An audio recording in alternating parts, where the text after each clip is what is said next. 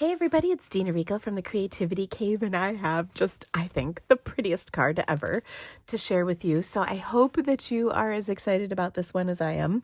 It's really beautiful, and it's actually pretty simple to do. It just takes a few passes through your die cutting machine.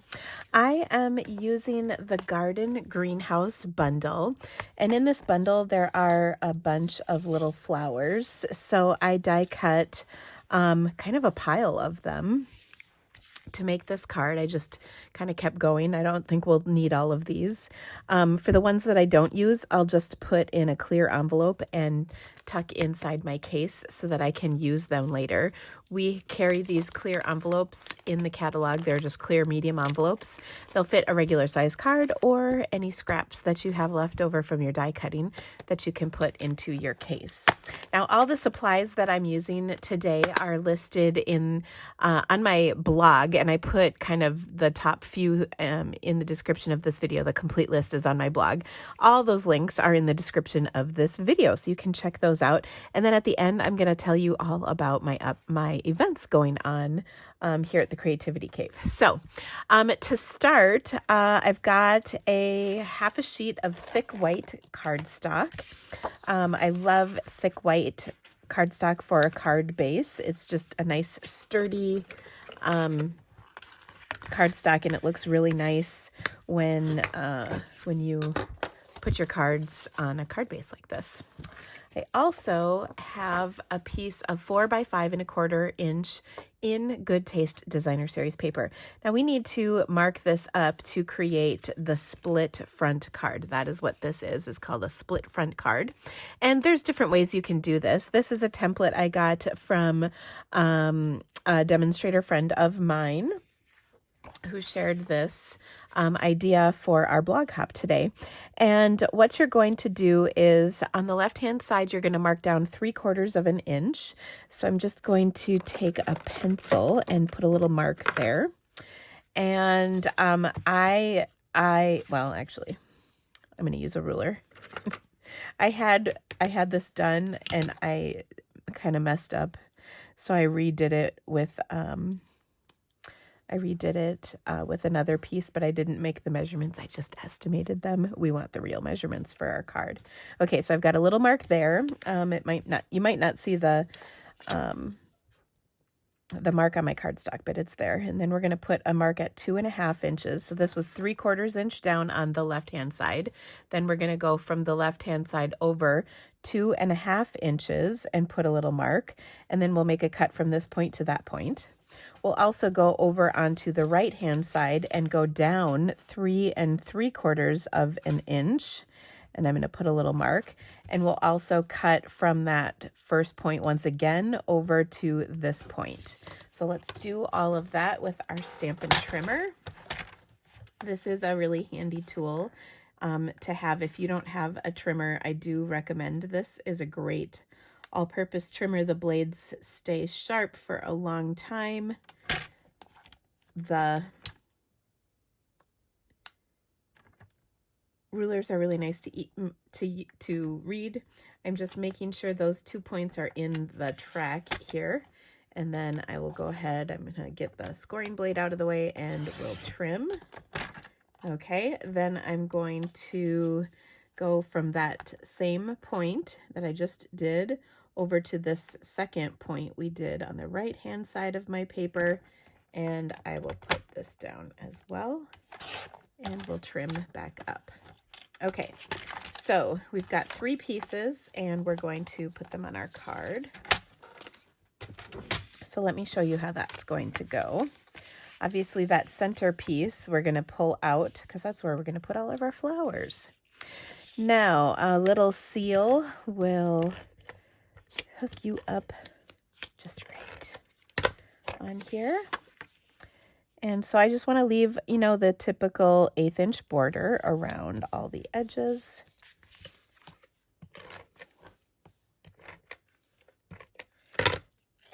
And then we'll put this piece.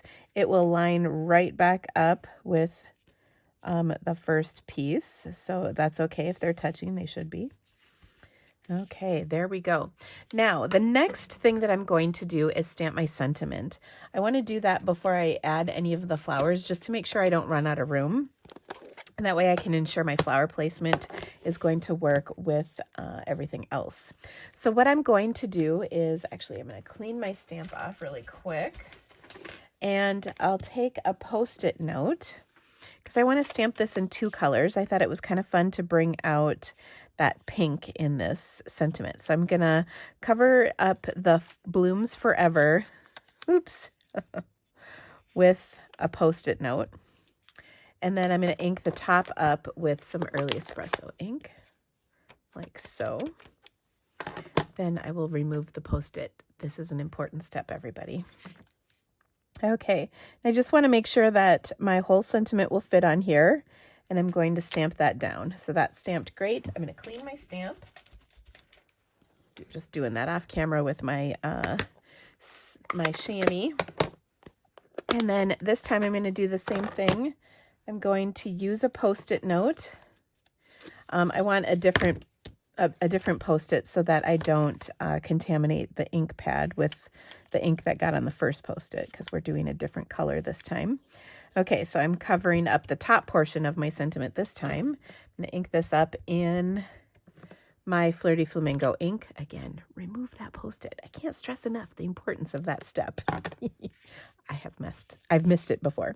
Now I'm just going to line my stamp back up. You can kind of see where the top portion lines back up, and it's okay if this isn't completely perfect, but when you do that, you've got the Blooms Forever in a different color. You could also do this with your Stamparatus, but I felt like this was easy enough to do without. Okay, so now what I'm going to do is take all of those flowers and leaves, and we're going to arrange them onto my card. I'm kind of going to start with the lightest color, which is Petal Pink. I guess on my sample I did it a little differently. I did Pale Papaya, Petal Pink, and then Flirty Flamingo. I think I'm going to start with Petal Pink this time. We'll see if it looks different. You can tell me what you think. And then I also have another question I need your help on towards the end. So I would love to hear your thoughts in the comments. But so I've got a cute little flower there. I've got a Petal Pink one. I'm going to put down a Pale Papaya one. And then I'm going to put a couple more of these down. Oh, they're so pretty. Okay, and then we'll do maybe one big one. And I like putting one of the next colors in first to kind of blend that transition out a little bit. So then I'll put a small one here, another big one, and then we'll put a small one of these down, like so. And I'll continue with a couple small Pale Papayas. And you have to tell me which one you like better on top. I don't think it really makes that big a difference. But I'm just kind of mixing these up a little bit. And then we'll start in with our Flirty Flamingo ones. So I'll put a Flirty Flamingo one down. Continue to add these in. Actually, I want Pale Papaya.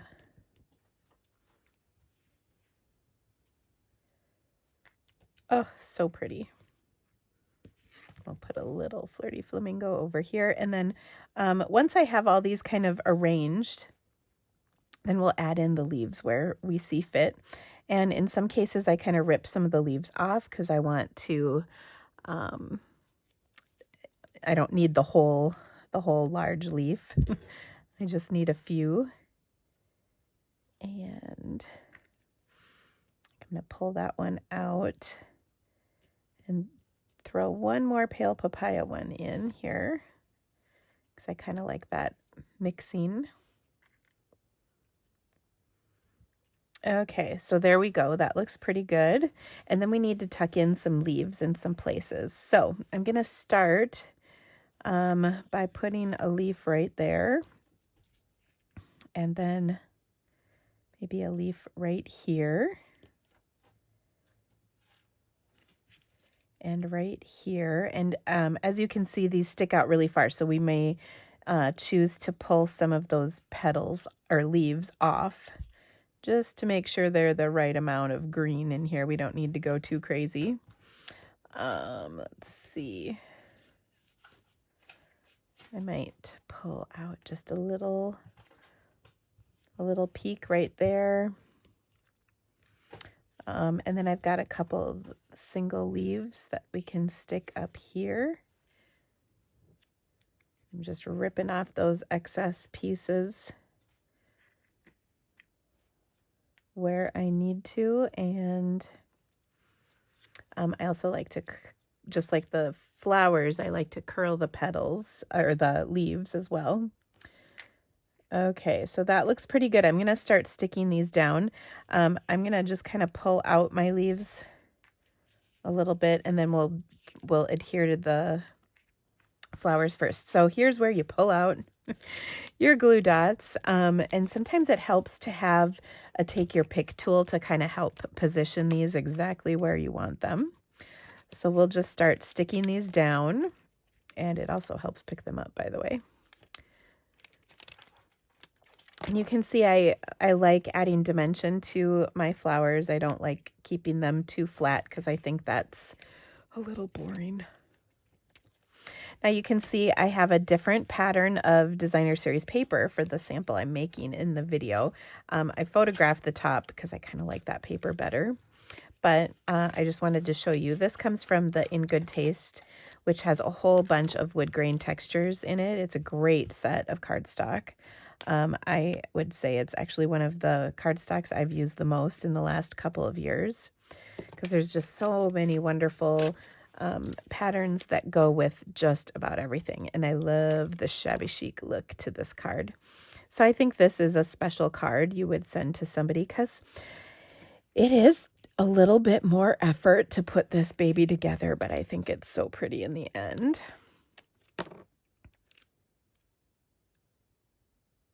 Ooh. It's sticking to me. Oh, and I just bumped that and everything moved, of course. That figures. But that's okay. We've got the general idea. That's all we need at this point. Oh my goodness, now I'm making it worse.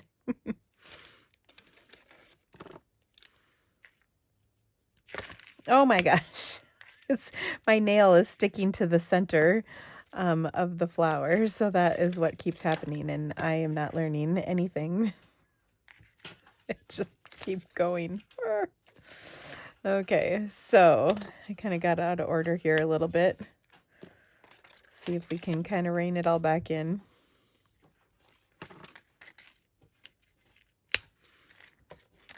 Okay, we're getting there.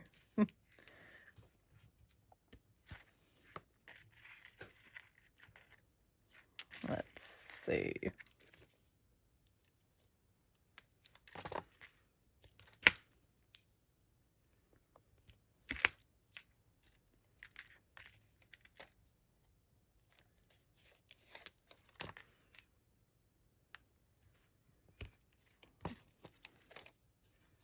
Oh, this is just so pretty.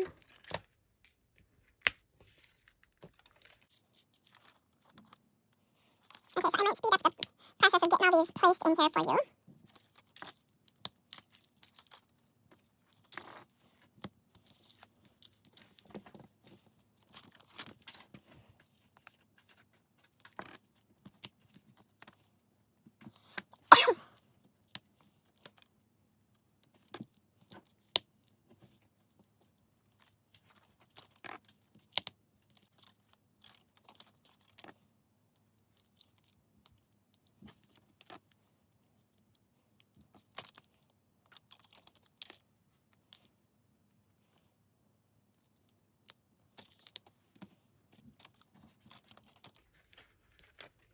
Now on this one, I'm going to kind of tuck this in the middle of the flowers. So that's part of why I chose this kind of skinnier one. And I just want to tuck it underneath the leaves just a little, so it's just kind of in there a little bit. And likewise, I think I'm going to rip off those bottom couple of leaves and we'll put them, and I just kind of tuck the petals, or not the petals, the glue dot in just a bit so it doesn't stick out too much. And maybe we'll put one of these in.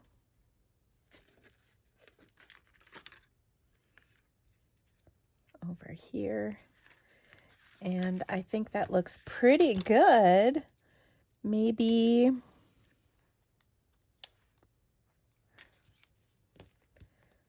one more down here would be nice. Okay, I think I recovered from my everything going flying pretty well there. All right. Now we need to embellish these, and I used Elegant Faceted Gems for this first one, which was really great, but let's be honest, it took almost a whole pack of that one color.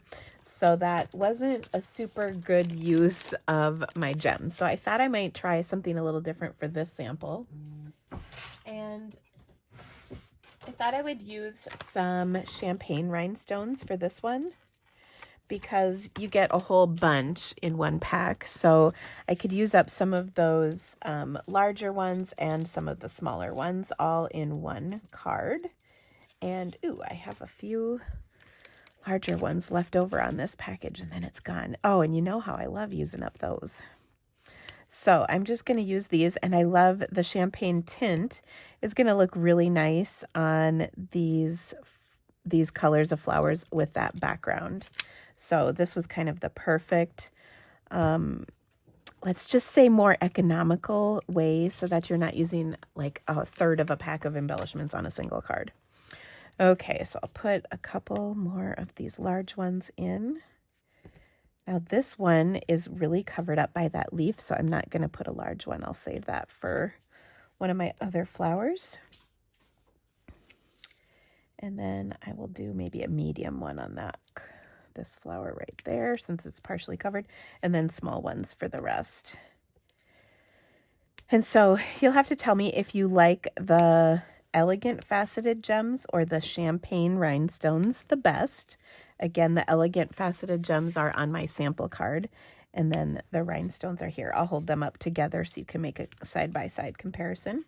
Then the other thing I wanted to show you was I took the stamped images from the Garden Greenhouse bundle. That's where my sentiment came from. But I also stamped some of the flowers and greenery on the inside of my card, but I couldn't decide if I liked it. So you have to tell me what you think about that. I'm not sure. And I feel like I need to put one more piece of greenery right here to finish this off. Sometimes you just need to, you know what I mean? Let me grab my glue dots. We'll put it in here, and then let me know in the comments what you think about the inside as well. And of course, if you loved this card, I would so appreciate the thumbs up for my video. That just helps so much with YouTube.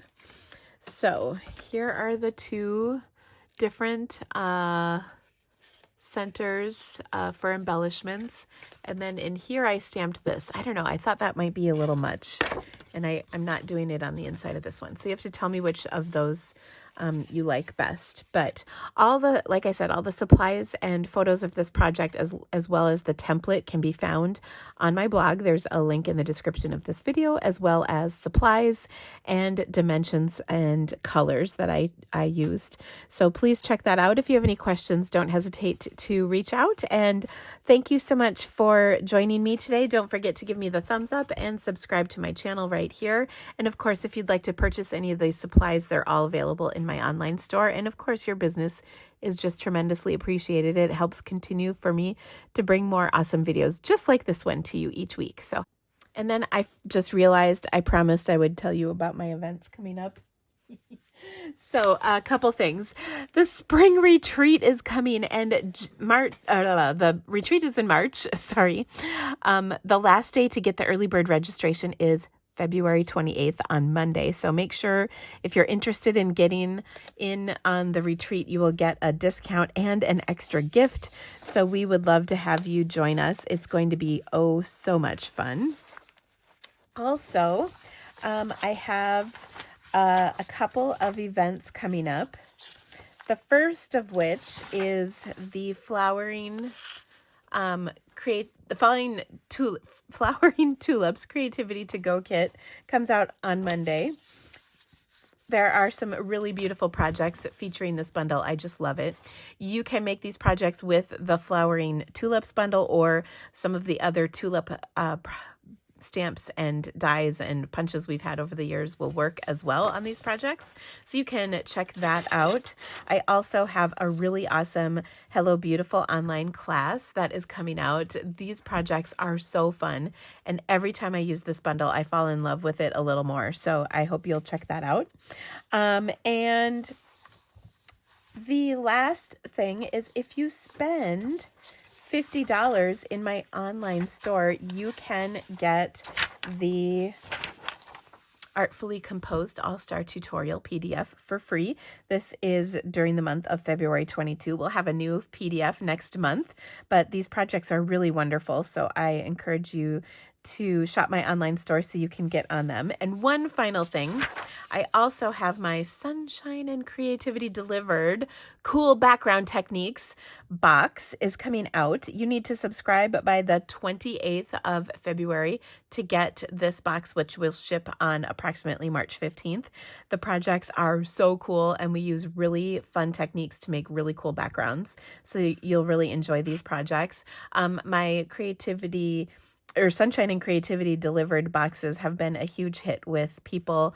They love the inspiration that comes in each box. There's fun goodies. There's a little uplifting treat in there, and just so much fun. So check this out. It's a lot of fun. All those links are in the description of this video. So thanks again for watching, friends. We'll see you soon.